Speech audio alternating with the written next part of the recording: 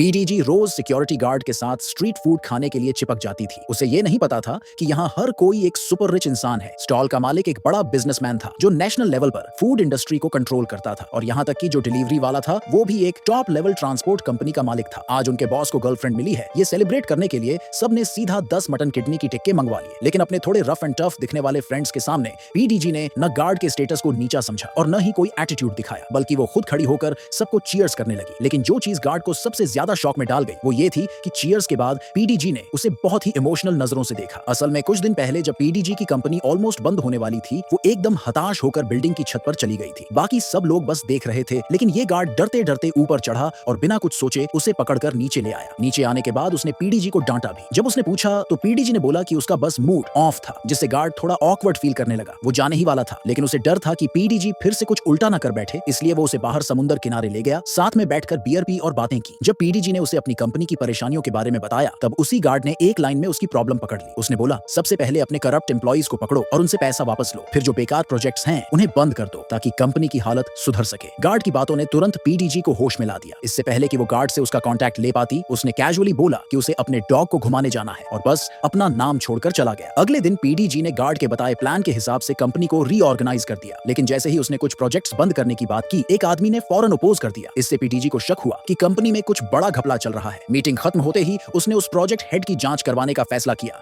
जिसने विरोध किया था, लेकिन इसी के साथ पीडीजी के मन में यह सवाल भी आने लगा कि ये गार्ड आखिर है कौन। उसने उसे ढूंढा ताकि पर्सनली थैंक्स बोल सके, लेकिन गार्ड ने कहा कि ये तो बस एक छोटा सा फेवर था। पीडीजी को उसका एटीट्यूड और मर्दाना अंदाज बहुत पसंद आया और उसने सीधा उसे अपना बॉयफ्रेंड बनने को कह दिया। गार्ड ने मना कर दिया, बोला कि वो तो उसकी उम्र के हिसाब से बाप बन सकता है और उसका खुद का एक बेटा भी है। ये कहकर वो निकलने की सोच ही रहा था कि पीडीजी ने अचानक $1 लाख निकालकर कहा कि बस एक दिन के लिए उसका फेक बॉयफ्रेंड बन जाओ, एक बैंक्वेट में चलना है। गार्ड मना करने ही वाला था, लेकिन अगली ही सेकंड पीडीजी ने उसे गले लगा लिया, तो मजबूरी में उसे मानना पड़ा। जैसे ही वो बैंक्वेट वाली जगह पहुंचे, गार्ड की एंट्री ने सबका ध्यान अपनी तरफ खींच लिया, लेकिन उसी के साथ पीडीजी के कुछ पुराने एडमायरर्स भी अलर्ट हो गए। उनमें से 2 लोग सीधा गार्ड के पास पहुंचे और उससे उसकी पहचान पूछी। पीडीजी ने बिना हिचक कह दिया कि ये उसका बॉयफ्रेंड है। रिच फैमिली का बेटा बोला कि वो खुद एक फाइनेंशियल कंपनी का ओनर है। गार्ड ने भी अपना इंट्रो दिया, बोला कि उसने भी फाइनेंस में काम किया है, लेकिन छोड़ दिया क्योंकि वहां पैसे बहुत धीरे मिलते हैं। पीडीजी ने जल्दी से उसे पास खींचकर इशारा किया कि ज्यादा ना बोले, लेकिन गार्ड ने सबको हैरान करते हुए फाइनेंस की दुनिया का एक बड़ा सीक्रेट बता दिया, जिससे पूरा क्राउड उसकी तरफ अट्रैक्ट हो गया।